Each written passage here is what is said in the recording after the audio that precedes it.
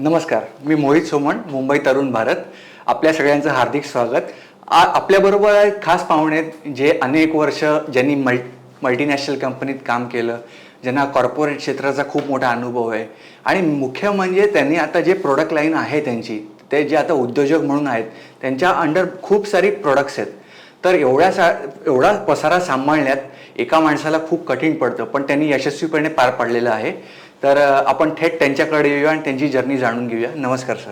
नमस्कार सर, म्हणजे काय यशाचं रहस्य काय, की एवढे सगळे प्रोडक्ट, FMCG, डेअरी किंवा कॉर्पोरेट ट्रेनिंग किंवा तुम्ही म्हणजे मसाला असेल किंवा एवढं सगळं म्हणजे वेगवेगळ्या क्षेत्रातलं तुम्ही प्रोडक्ट लाईन कशी काय म्हणजे हँडल करता? नाही, will power group of companies आम्ही जेव्हा स्टार्ट केली होती त्यावेळेला आम्ही म्हणण्यापेक्षा मी एकटाच होतो तेव्हा. इट वॉज बाय डिझाईन की आम्ही बाय चॉईस आम्ही ठरवलं होतं की आम्हाला एका पर्टिक्युलर फील्डमध्ये काम नाही करायचं आहे. So we will prefer horizontal spread. बऱ्याच कंपन्यांचं कसं असतं किंवा उद्योजक जे असतात नवीन, ते ठरवतात की आम्हाला याच्यातच काम करायचं, माझी ही स्पेशालिटी आहे.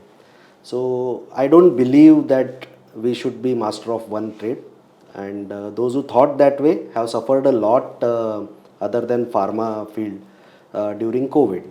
सो मोस्टली कसं आहे की आम्ही सुरुवातीपासूनच ठरवलं होतं की आम्हाला वेगवेगळ्या क्षेत्रामध्ये काम करायचं आहे, वेगळ्या बिझनेसेसमध्ये उतरायचं. आणि एक असं विल पॉवर जे आहे ते क्वालिटीला सिनॉनिमस नाव असलं पाहिजे की ह्याच्या पुढे आम्ही एक पर्टिक्युलर लेवल आल्यानंतर ॲडव्हर्टायझिंग जेव्हा आम्ही करतो त्यावेळेला आम्ही क्वालिटी हा शब्द वापरणार नाही. म्हणजे जे आम्हाला आमचे जे ग्राहक असतील, कस्टमर्स असतील, कन्झ्युमर्स असतील, ते विल पॉवरचे प्रोडक्ट घेताना क्वालिटी आहे असं समजूनच घेतील. सो म्हणून आम्ही ठरवलं की विल पॉवरला त्या लेवलवर घेऊन जायचं की जिथे we will be synonymous with quality. And our idol for example is Sony. आज सोनी कधीही क्वालिटीबद्दल बोलतच नाही आहे, बिकॉज सोनी म्हणजे क्वालिटी. सो एक दिवस असा येईल जिथे विल पॉवर म्हणजे क्वालिटी असं ह्या उद्देशाने आम्ही हा बिझनेस स्टार्ट केला. 2012मध्ये कन्सल्टेशनच्या बिझनेसने आम्ही उतरलो होतो आणि 2016मध्ये आम्ही डेअरी, 2018मध्ये हेल्थकेअर, आयुर्वेदामध्ये आलो आम्ही. कारण मला असं वाटतं की आयुर्वेदा जे आहे ते खूप गरजेचं आहे आजच्या घडीला. आधीपेक्षा आत्ता आजच्या जनरेशनला आयुर्वेदाची खूप जास्त गरज आहे. मग चांगल्या क्वालिटीचे फूड्स देणं गरजेचं आहे, बेवरेजेस आहेत आपले, चांगले ड्रिंक्स आहेत. So that is a will power was form. Slowly एक एक शेप तयार घेतो आहे, अजून यशस्वी म्हणता येणार नाही आहे. पण म्हणजे तुम्ही म्हणजे काही आधुनिक तत्व, काही जुनी तत्व, म्हणजे आयुर्वेदिक तुम्ही बघायचं झालं तर ते आपल्या प्राचीन काळात जे लिहून ठेवलं आहे. दुसरीकडे मात्र आपण आधुनिक टेक्नॉलॉजीचा वापर करतो आहे. म्हणजे तुम्हाला असं वाटतं का की दोन्ही साईडचं कॉम्बिनेशन हे खूप पूरक ठरेल असं काही?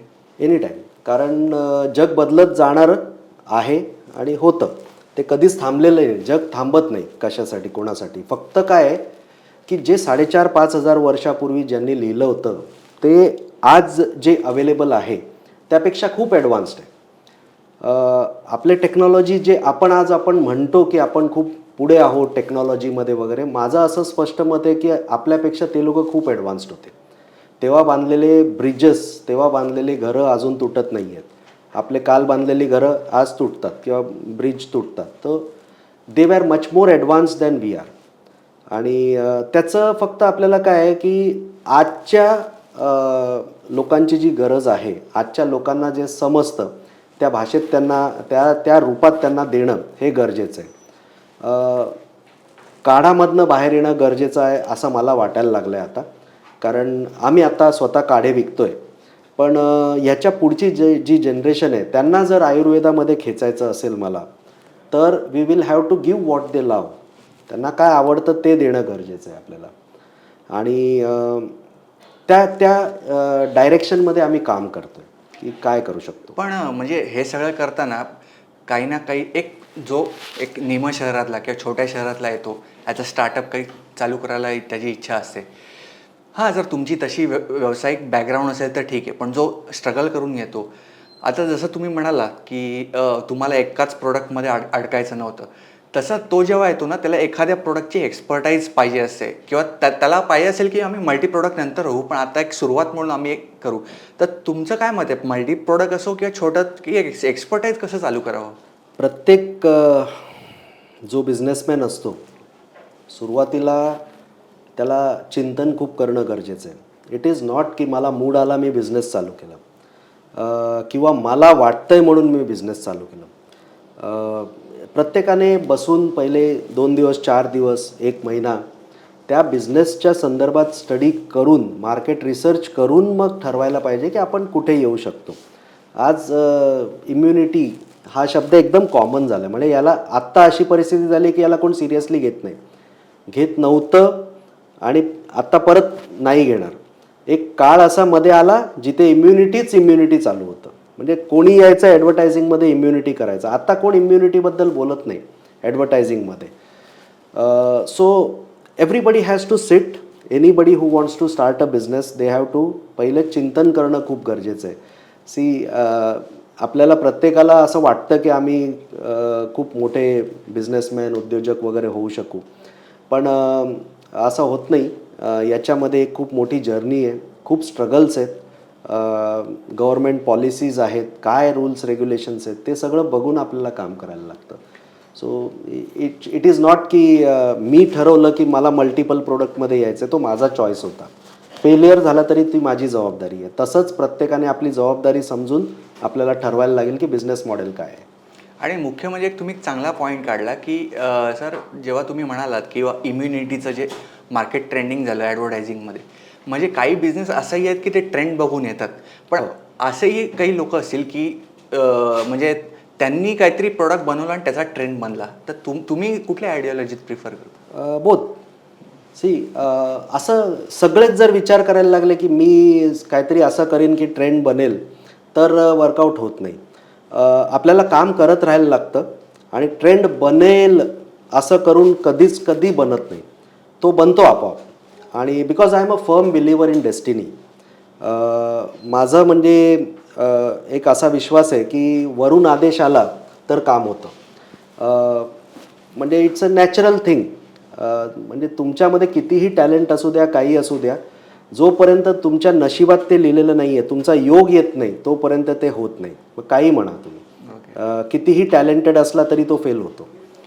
आणि गोईंग बॅक टू बेसिक्स, तुम्हाला म्हणजे कुठून इन्स्पिरेशन मिळालं? कॉर्पोरेटमध्ये जेव्हा तुम्ही काम केलं ना, त्यानंतर तुम्हाला स्टार्टअप किंवा स्वतःचा उद्योग करावा असं का वाटलं? नाही, हे लहानपणापासूनच होतं. आउट ऑफ फॅमिली कंपल्शन्स म्हणा किंवा काही म्हणा, जॉब करायला लागलं.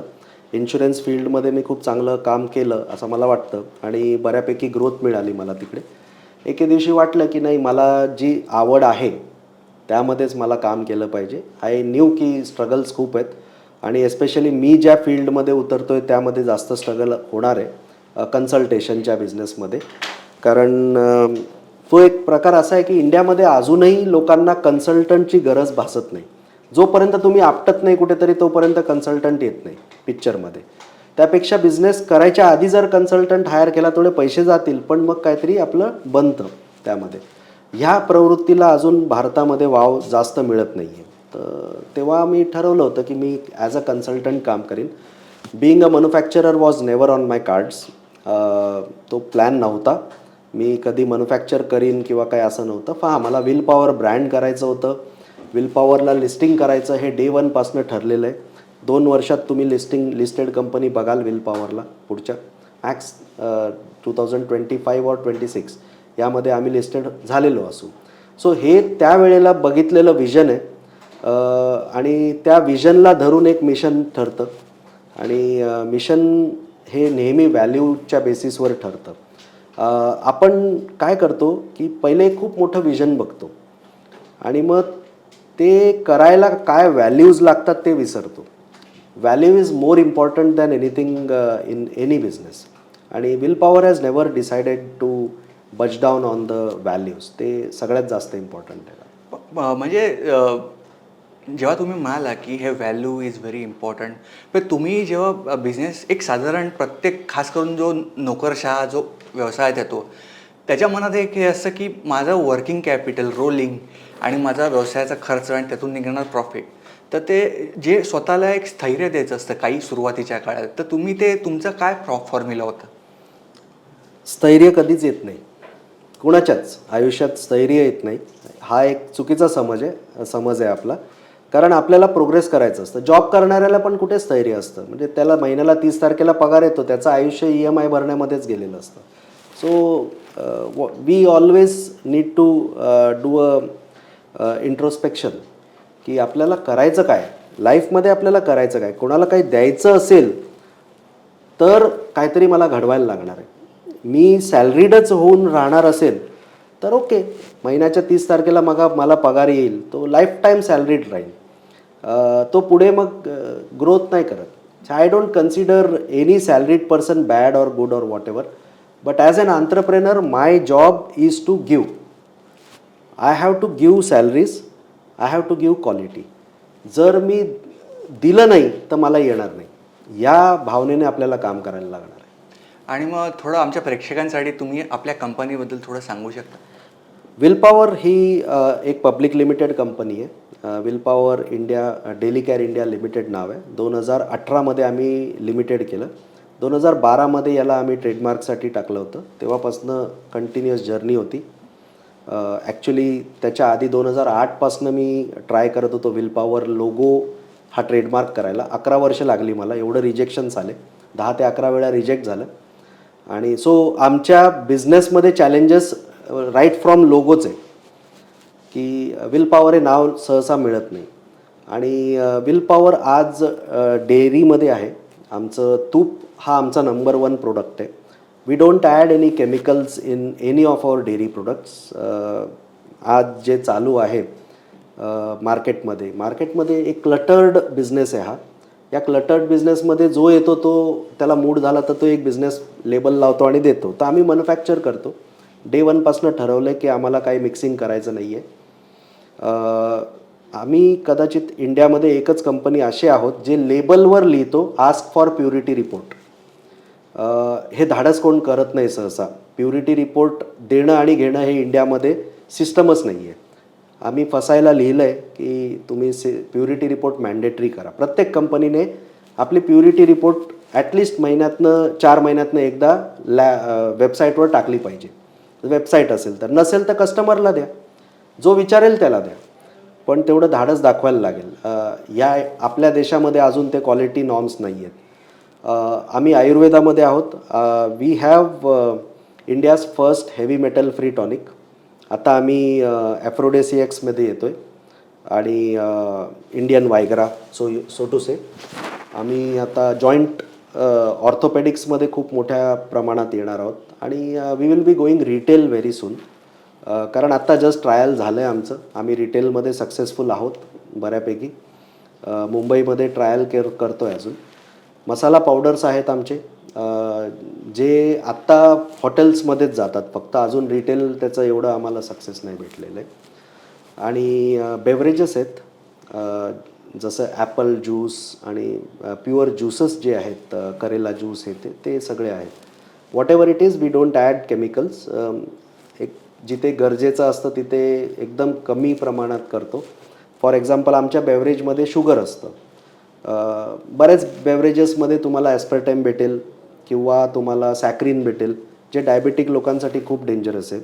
ॲस्पर्टाईम हा प्रकार जो आहे तो ॲस्पर्टेट दॅट इज कार्सिनोजेनिक, कॅन्सर होतं त्याने. पण ते आपल्या इथे ओपनली चाललं आहे. सो आता कोकचं पण प्रकरण भरपूर गाजलं होतं.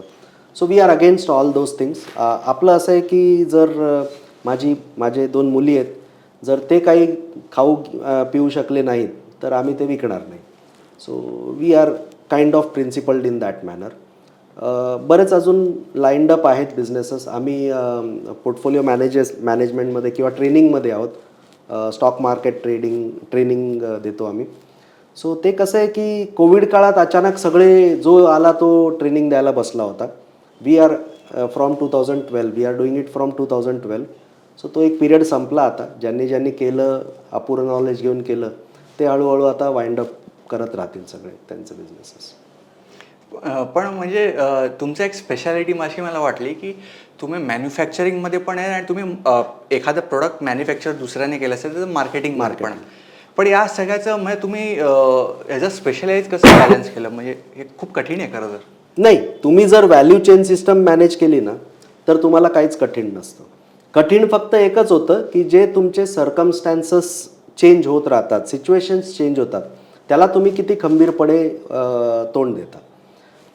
आज मी एका चांगल्या लेवलला आहे, मला पडायला वेळ नाही लागत, बिझनेस आहे, बिझनेसमध्ये कोणीच बाप नसतो.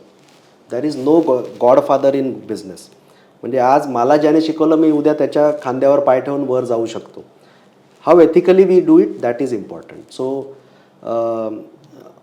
ज्यांनी आमच्यावर भरोसा ठेवला, ज्यांनी आम्हाला इन्व्हेस्टमेंट करून दिलं, त्यांना कदाचित मी कधी लेट झालो असेल किंवा डिले होतं बऱ्याच वेळेला, कोविडमुळे आमचं डिले झालं, प्रॉब्लेम्समध्ये आलो, बट समोर उभं राहणं गरजेचं आहे. त्यांना फेस करणं गरजेचं आहे, त्यांना एक्सप्लेन करणं गरजेचं आहे.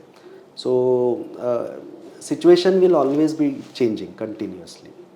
पण म्हणजे या या व्यवसायात एक प्रकारे तुम्ही जर तुमचं बॅकग्राऊंड नसेल तर तुम्हाला लोन तर काढायला लागतं, बँक कोलॅटरल सिक्युरिटी मागू शकतं किंवा तुमचं आधीचं उत्पन्न तेवढं पाहिजे की जेणेकरून तुम्ही एवढं भरू शकाल. तर मग हल्ली स्टार्टअपला बँक पैसे येतात, सरकारी योजना पण आहेत, पण तुम्हाला जर एका लेवलच्यावर मिळत नसेल तर साधारण पैसा कसा उभा होईल? प्रायव्हेट इन्व्हेस्टर्स असतात. आणि माझं असं म्हणणं आहे की किंवा माझा असा विश्वास आहे की महाराष्ट्र स्टार्टअप्सच्या बाबतीत खूप मागे आहे. ओके, महाराष्ट्रामध्ये पॉलिटिकल सिच्युएशन गेल्या 5-7 वर्षामध्ये एवढं खराब झालेलं आहे की महाराष्ट्रामध्ये बिझनेस करणं खूप डिफिकल्ट आहे. म्हणजे आपल्याकडे नेता कोण आहे हेच आपल्याला समजत नाही, अशी परिस्थिती आजच्या घडीला. स्टार्टअप इंडिया हा प्रकार मुंबईमध्ये नियर झिरो आहे. फिगर्समध्ये दिसून येतील, कारण ते आम्ही आमच्या जिद्दीवर करतो आहे. पण गव्हर्नमेंट ॲज सच काहीच करत नाही आहे. म्हणजे आज मी तमिळनाडू गव्हर्नमेंटच्या एका स्टार्टअप ग्रुपमध्ये आहे, तर मी बघतो त्यांचे एवढे नवीन नवीन रोज त्यांचे प्रोग्राम्स असतात, प्लॅन्स असतात, सगळ्यांपर्यंत पोचतात. मुंबईमध्ये कळतच नाही कोणाला काय काय. मुंबईमध्ये कळत नाही एवढं साक्षरता असून तर विचार करा तुम्ही आतमध्ये कुठे गडचिरोली आणि त्या साईडला कुठे गेलात, तिथे तर झिरो नॉलेज आहे. You can't expect anything and talent is outside Mumbai. Money and talent they are outside Mumbai. मुंबईमध्ये पैसा नाही आहे, फक्त शो शायनिंग आहे. आणि मुंबईमध्ये टॅलेंट खूप कमी आहे, कारण आम्हाला धावायची सवय झाली आहे. टॅलेंट जो आहे ना तो दिसतच नाही आहे, तो आहे गावात खेड्यात, त्याला चान्स भेटत नाही आहे. सो स्टार्टअपसाठी खूप जास्त पैसा नाही लागत. We are under a myth. आपल्याला आपला एक असा समज आहे की खूप जास्त पैसा लागतो बिझनेस करायला. आहे ते सगळं थोडंसं पेशन्स लागतं, ट्रायल लागतं, एरर लागतं. आज समजा माझ्याकडे प्लॅन आहे, मी तुमच्याकडे आलो बिझनेसचा प्लॅन घेऊन, तुम्ही पैसे टाकले पण मला नॉलेजच नाही आहे, एक्सपिरियन्स नाही आहे, तर तो पैसा वेस्ट होणार. So banks are reluctant, banks don't give money so easily. मी तर म्हणतो बँकेकडे जायलाच नाही पाहिजे सध्या पैसा घ्यायला, कारण तो पैसा पुरत नाही आणि मग परत आपल्याकडे दुसरीकडे जायला लागतं. So you better start on your on, slowly या. आणि प्रायव्हेट इन्व्हेस्टर्स भरपूर पडलेत मार्केटमध्ये. डेट बेस्ड घ्या, इक्विटी स्वतःचं जेवढं वाचवू शकता वाचवा, कारण एकदा तुमचा ब्रँड तयार झाला की मग तुमच्या त्या ब्रँड ची व्हॅल्यू खूप जास्त पटीने होते, खूप जास्त. आणि आता आपण बघतोय, आता सेमी कंडक्टरचा जो विषय आहे तो खरं तर तुमचा प्रोडक्ट नाही आहे, तरी मला असं याच्यासाठी विचारायचं आहे की तो एवढा आता प्रकार हिट झाला आहे भारतात की शेवटी PM ला पण त्याची दखल गेली, ते आत्ता समिटला जाऊन आले.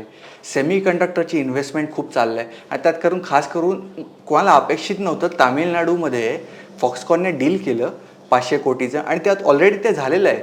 पण म्हणजे आपल्या इकडची म्हणजे तुलनेने बघाल तर आपली स्टार्टअप किंवा आपले बिझनेस बाहेर जात आहेत आणि जिथे अपेक्षित नाहीत तिथे येत आहेत. तर याचं कारण काय? पॉलिटिक्स महाराष्ट्राचं म्हणताय ना तुम्ही. महाराष्ट्रामध्ये जे पॉलिटिक्स चालू आहे त्यामध्ये कोणताच बिझनेस सर्व्हाइव्ह होऊ शकत नाही. आणि काय होतं की मी फॅक्टरी टाकली की लगेच एक पाठी मारायला येतो युनियन. मला जगू तर द्या, नंतर तुमची पाठी मारा ना, असं आहे. आणि तुम्ही तुमचे रूल्स रेग्युलेशन काय ठरवताय, धंदा मी करतोय, मला माहिती आहे त्रास काय. आणि म्हणून माझ्यासारखा व्यक्ती, मला चान्स भेटला, मी गुजरातला चाललो. I am very open. I am not interested to do business in Maharashtra at all. If government does not support me. पण आपल्या मराठी मुलांकडे पण टॅलेंट कमी नाही आहे. टॅलेंट खूप आहे, पैसा लागतो ना. आज इलेक्ट्रिसिटी एवढं महाग आहे, तुम्ही GIDC मध्ये जा, तुम्हाला स्वस्त पडतं. त्यांना परवडतं तर तुम्हाला का नाही परवडत? आणि it is not my lookout. कसं तुम्ही गव्हर्नमेंटचं काम काय आहे की आम्हाला कसं सपोर्ट कराल ते बघणं.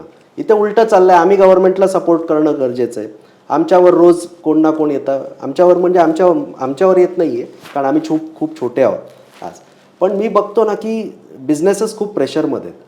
आणि एस्पेशली नोटबंदी नंतर मग कधी बिझनेस वर येऊच शकला नाही आहे. तो फक्त मार्केटिंगमुळे एक बबल इफेक्ट क्रिएट होतो आणि तो बबल जेव्हा बस्ट होतो तेव्हा मरतो बिझनेसमॅन. अशी परिस्थिती. पण मग ह्याच्यासाठी तुम्ही म्हणजे आता काही इकॉनॉमिक पॉलिसीचं म्हणजे तुम्हाला काही वाटतं का की यात काहीतरी आलं पाहिजे? गव्हर्नमेंट जोपर्यंत स्वतः इंटरेस्ट दाखवत नाही तोपर्यंत स्टार्टअपमध्ये काही होऊ शकणार नाही. Because it's a government initiative. आज लोकांना माहितीच नाही की गव्हर्नमेंटच्या स्टार्टअप स्कीम्स किती आहेत, काय आहेत. आज मी गेलो की पहिले इथे पाकिट द्या, हे द्या. It is very open in Maharashtra. I don't need to tell anything. असं आहे. सो व्हेरी कॉमन आणि फ्रस्ट्रेशन लेवलला आलेलं आहे. एक टाईम असा येईल जिथे एक उद्योजक जो आहे तो इथून कधी बाहेर पडतो असं बघणार आहे. कारण MIDCमध्ये फॅसिलिटीज नाही आहेत. तुमचे पॉवर कन्झम्पशन जास्त आहे तर तुम्हाला बेनिफिट द्यायला पाहिजे. काही बेनिफिट्स नाही आहेत. असं असेल तर हा गंभीर विषय आहे. खूप गंभीर विषय आहे. याच्यावर सरकारला आम्ही मध्ये ट्विट पण केलं होतं CMना. पण काही नाही, कारण CM कोण आहे हेच विचार करून आपल्याला कन्फ्युजन होतं सगळं. असं आहे. So it's not a good scenario in Maharashtra to start business. मला चान्स भेटला तर मी उद्याच्या उद्या निघून जाईल. कारण गव्हर्नमेंट सपोर्ट झिरो आहे. मग गावखेड्याचा मुलगा तो काय बिझनेस करणार आणि काय करणार? मग आपला एक पाकिट घेतो, तो काहीतरी करतो, असं चाललं आहे. म्हणून आपल्याकडे ना क्वालिटीवर फोकस नाही आहे. We don't have focus on quality at all here.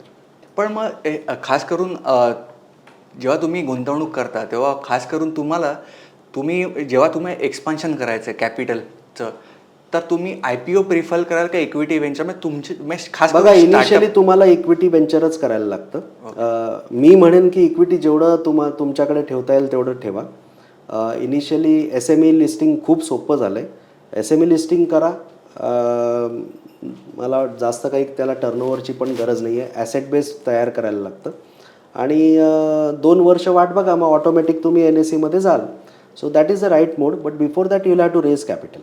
पण म्हणजे आता जे स्टार्टअप येतील त्यांना IPO किती फायद्याचं ठरेल listing? It's all about marketing. Okay. तुम्ही कंपनी लिस्टिंग करून काय कराल? It's all about marketing. किती लोक तुमच्या प्रोडक्ट्सला घेतात त्याच्यावर. म्हणून आम्ही रिटेल करतोय आता. We want more and more people to try will power products, more and more people to give their feedback. आणि स्प्रेड जेवढं करू तेवढं आम्हाला लोक बघतील, तेवढं आम्ही लोकांच्या नजरेत येऊ. आणि जेव्हा लिस्टिंग करू त्यावेळेला we will be doing good. आणि खास करून कॉर्पोरेट स्ट्रक्चरिंगचा जो पाया असतो तो HR जर पॉलिसी साऊंड असेल तर पूर्ण कंपनी सुसाट पळते. तर या संदर्भात म्हणजे तुम्ही आता स्वतः कॉर्पोरेट ट्रेनिंग देता, तर तुम्हाला काय वाटतं की इंटरनॅशनल ग्लोबल स्टँडर्ड्सचे HR पॉलिसी इथे आल्या पाहिजेत का नाही आल्या पाहिजेत? नाही आल्या पाहिजेत. कसं आहे, it's a matter of evolution. इंडियामध्ये अजूनपर्यंत बिझनेस पाहिजे तितका इव्हॉल्व नाही झाला आहे. म्हणजे आपल्याकडे कोण येतात? आज टाटा, बिर्ला, अडानी, अंबानी असे 5-10 सोडले टॉपचे, 25 सोडा, 50 सोडा, 100 सोडा. बाकीचे 6,000 कंपन्या लिस्टेड आहेत, त्यांच्याचकडे अजून गव्हर्नन्स व्यवस्थित चालू नाही आहे. We need to evolve. We need to come on a transparent mechanism. We need to have a very good income tax system. आज लोक काय इन्कम टॅक्सची चोरी करतात? काय? It's very simple. मी जेवढा पैसा कमवतो तुम्ही GST घेता, तुम्ही माझ्याकडनं इन्कम टॅक्स घेता, रस्त्यावरनं गेलो तर टोल घेता. तुम्ही काही सोडतच नाही आमच्यासाठी, मग पैसे चोरी होणारच ना. माससचा विचार करायचा असेल तर बिझनेसमॅनचा विचार करावाच लागणार आहे. तुम्ही प्रत्येक ठिकाणी जर बिझनेसमॅनला दाबत गेला, कारण तो पगार पण देतोय ना. सॅलरीड लोक, आय अग्री की they are hard working, they lose, they have no choice. Salary आली, त्यांचा टॅक्स कट झाला, संपला.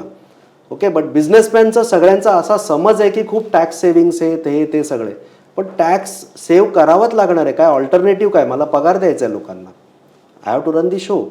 Income tax structure is worst in India.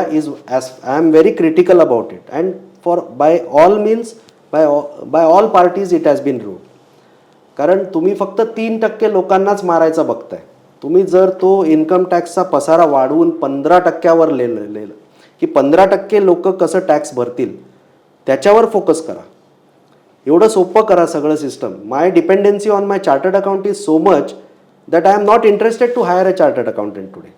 पण आपण बघाल नेत्यांच्या भाषणात किंवा ते सरकारी आकड्यांनुसार ते प्रोडक्शन लिंक इन्सेंटिव्ह देत आहेत, ते कॉर्पोरेट टॅक्समध्ये सूट देत आहेत. तर मग हे एक फायद्याचं आहे ना तसं? नाही, सी गव्हर्नमेंटचे पॉलिसीज एवढे आहेत ना की ते फक्त जर वाचत बसलो तर मला 25-30 वर्ष लागतील. सिम्प्लिफाय करा, लोकांपर्यंत पोचवा ना. स्टार्टअपवाला बिचारा एकटा आहे. जो नवीन पोरगा एक स्टार्ट करायचा आहे बिझनेस, तो एकटा आहे. तो 2 लोक घेऊन चालू करतो. तो अभ्यास करत बसणार का काय काय स्टार्टअप स्कीम्स आहेत? एक सिंगल पॉईंट ऑफ कॉन्टॅक्ट द्या की बाबा हे तुझा काय हा बिझनेस आहे, या बिझनेसमध्ये हे बघ हे टॅक्स असे असे बसतात तिकडे आणि तुला एवढं तुला single window system. Single window system who should guide. इथे आज माझ्यासारख्याला सुद्धा गव्हर्नमेंट ऑफिसमध्ये जायला भीती वाटते. तो पकवतो जाम, तो जाम पैसा खातो. इट इज आमचा नोशन आहे असं, खातो की नाही माहीत नाही, कारण मी जात नाही, मी अवॉइडच करतो या लोकांना. एवढे स्कीम्स आहेत गव्हर्नमेंटचे ना की जर फक्त त्या स्कीम्सवर जगलो ना तर असेच करोडोमध्ये भेटून जातील. पण देतं कोण आम्हाला? मुद्रा लोन म्हटलं, अख्ख्या जगाला माहिती आहे मुद्रा लोनचं काय झालं. So it is of no use. You become more transparent and instead of government asking us to become transparent, I am asking the government to show that transparency first. की माझा बिझनेस काय, डेअरी, बाबा डेअरीमध्ये 1, 2, 3, 4, 5 ठिकाणावरनं तुला subsidy भेटणार, असं केलं की हे भेटणार. हे मला एका ठिकाणी येऊ तर द्या.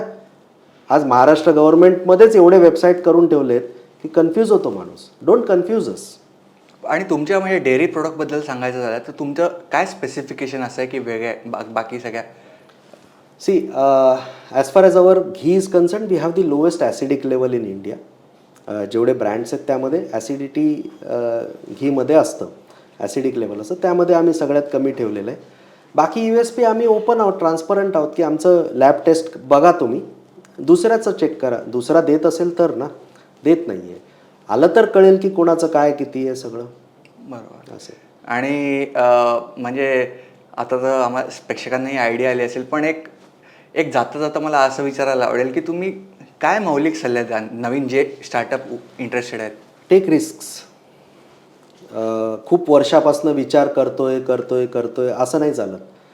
धंदा करायला 500 रुपये बस झाले. व्यवसायच करायचा आहे आणि जर खूप मोठं स्वप्न घेतलं आहे तर तो तेवढा जितना बडा विजन उतना बडा तकलीफ. सो तो त्रास झेलायची तयारी पाहिजे. आणि I have a very firm belief in one thing, if your vision is big your business is big. Vision खूप मोठं पाहिजे आणि त्याला कसं अचीव करणार याच्यासाठी एक व्हॅल्यू सिस्टम तयार करा. सिस्टमवर जा. जर गव्हर्नमेंट म्हणते की मला हे असंच पाहिजे तर गव्हर्नमेंटच्या हिशोबाने जा तुम्ही, काही हरकत नाही. But you follow the rules and don't expect results in 1, 2, 3, 4, 5 years. Be ready to spend 11 years, be ready to spend 20 years, create your brand value. कारण ब्रँड व्हॅल्यू जी आहे ते हल्ली लोकांना कळायला लागले थँक्स टू काय आपलं शार्क टँक एटसेट्रा. बट असं उठलं आणि केलं असं नाही. प्लॅनिंग करा, व्यवस्थित स्टडी करा, काय आपलं एक्झिस्टिंग मार्केट आहे, कुठे गॅप आहे. जसं आम्ही आयडेंटिफाय केलं की बाबा तुपामध्ये प्युरिटी रिपोर्ट कोण देतच नाही आहे, तर माझ्याकडे तो एक गॅप मिळाला तर मी ते प्युरिटी रिपोर्ट तुम्हाला देतो, तुम्ही घ्या. ते हळूहळू कळेल तो काय प्रकार आहे ते कळेल. पण पहिले मागं तर खरं. कारण एकदा जर मी एखाद्या मॅन्युफॅक्चरकडे मागितलं लोकल, म्हणजे एवढं घाण आता 350 आणि 400 रुपयाला तूप येतं आहे, शक्यच नाही आहे तूप येणं या रेटला. ते कसं येतं हे सुद्धा विचारत नाही आहेत लोक, ते घेतात. पण मग तुम्ही खास करून या FMCGमध्ये आहात. FMCGचं आपण बघितलं एक्सपोर्ट, तर आपल्या इंडियाला खरं तर खूप स्कोप आहे, अजून एक्सपोर्ट करायची गरज आहे. मग ते करण्यासाठी कुठली पॉलिसी असावी, म्हणजे काय करावं? आत्ता जे आपले एक्सपोर्ट पॉलिसीज आहेत ना, we have excellent export policies, excellent. Just the matter of awareness. आज सगळ्यात मोठा चॅलेंज आहे की आपल्याकडे पॉलिसीज खूप सुंदर आहेत. म्हणजे whether it is state government, whether it is central government, export, जबरदस्त पॉलिसीज आहेत. Indian business policies are excellent. Challenge is people don't know about it. ते एकदा समजलं तर एक्सपोर्टसारखा म्हणजे काय वाव, अख्ख्या जगामध्ये इंडियन प्रोडक्ट्सला डिमांड आहे. आणि that is why we proudly say की will power products are made in Bharat for the world. So my focus is exports. बरोबर. तुमचा हा म्हणजे ऑफकोर्स तुमचं प्रोफेशनल जर्नी ही आहे, पण ॲज फॉर सोसायटी तुमचा असं काही प्लॅन आहे का की सगळ्या स्टार्टअप किंवा सगळ्या एंटरप्रिनरने एकत्र येऊन काहीतरी अशा भरपूर स्टार्टअप सोसायटीज आहेत, भरपूर काही आहे. एकच फक्त माझं एक माझ्या डोक्यात बरेच दिवस प्लॅन चालू आहे की समजा एखादा स्टार्टअप जरा खाली पडला तर त्याला गाईड करून आम्ही वर उचलू शकतो का, त्याला फायनान्शियल सपोर्ट आम्ही आणून देऊ शकतो का, अशी एक सोसायटी तयार करायचं. ज्यांनी काही एक गाठलं आहे, एक पर्टिक्युलर टार्गेट ज्यांनी गाठलं आहे की बाबा चला 100 करोड क्रॉस केलं तुम्ही बिझनेसमध्ये ना, तर ठीक आहे, एक काम करा, थोडेसे फंड जमा करा या ग्रुपमध्ये. एखादा जो खाली पडला आहे, कारण होतं काय आहे एस्पेशली महाराष्ट्रीयन्समध्ये, आपल्या मराठी लोकांमध्ये एक मोठं एक चॅलेंज आहे. आणि आम्ही GSB लोकांमध्ये पण आम्हामध्ये खूप जास्त येते कोकणीमध्ये, की पडला ना, मी सांगितलं होतं ना धंदा करू नको, हा पहिला आपला शब्द येतो. मला असं करायचं आहे की पडलास का, ओके चल बसूया आपण, काय प्रॉब्लेम झाला आहे तो समजून घेऊ, करता येतं का ते बघू, किंवा पुन्हा चालू कर, मी तुला सपोर्ट करतो, असं म्हणणारा एक ग्रुप आपल्याला तयार करायचा आहे. आणि आय होप की मी ते या 6-8 महिन्यामध्ये तयार करीन तसं काही चांगल्या लोकांना घेऊन. पण म्हणजे खास करून आपण जर बघितलं तर it is very good fact की तुम्ही हे करू इच्छिता. पण एकंदर आपण सगळं जर चित्र बघितलं आजचं, तर मला तरी असं वाटतं कुठे ना कुठे की आपण एखादा बिझनेस काढला, समहाऊ देवाच्या कृपेने तो पडू नये, पण पडलास तर आपण बघतो मग ते ले ऑफ चालू होतं, कर्मचारी कटोती चालू होतं, त्याचं ब्रँड इमेज मार्केटमध्ये खराब व्हायला लागतं. तर मग अशा वेळेस सस्टेन करण्यासाठी त्या कंपनीची साईज कमी केली पाहिजे का कॅपिटल एक्सपान्शन काय केलं पाहिजे? बघा ते सिच्युएशनल आहे. त्या वेळेला ते काय ऑपरेशनल इश्यूज असतात, काय असतात ते त्या बेसिसवर. बट मी नेहमी सांगतो की जर समजा मला फंड्स भेटले तर लगेच तुम्ही इन्व्हेस्ट करू नका. आज हे युनिकॉर्न एवढं मोठा बोंबाबोंबी चालू आहे.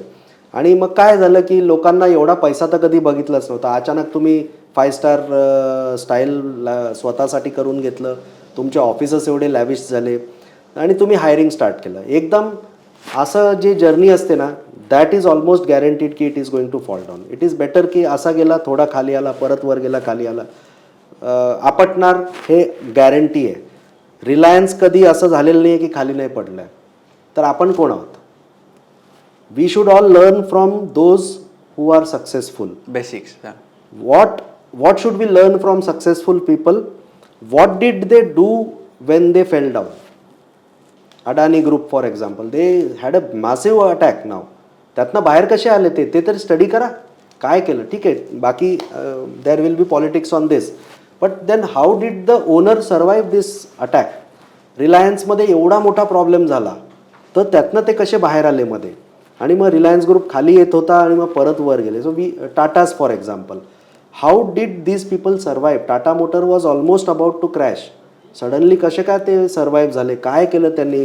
आपण लोकांच्या फेलियर्सपेक्षा लोकांनी जे त्रास घेतले ना, त्यातनं ते कसे बाहेर आले ते शिकणं. Because guaranteed we all have the same structure. मी छोट्या प्रमाणावर पडलो असेल, लाखोमध्ये काही आपटलो असेल मी, ते टाटा वगैरे करोडो अरबो रुपयामध्ये पडलेले असतील, पण पडतो नक्कीच. मग त्याच्यातनं प्रत्येकाने शिकणं गरजेचं. आणि जर एखाद्या स्टार्टअपला फेलियर्स ॲडॅप्ट करायची ताकद नसेल तर त्याने स्टार्ट करू नये, कारण बिझनेस हा वर गेला तर खाली येणारच. बरोबर. आणि आमच्यासाठी तुम्ही वेळ दिला, खरंच मजा आली तुमच्याशी बोलून. खूप खूप धन्यवाद.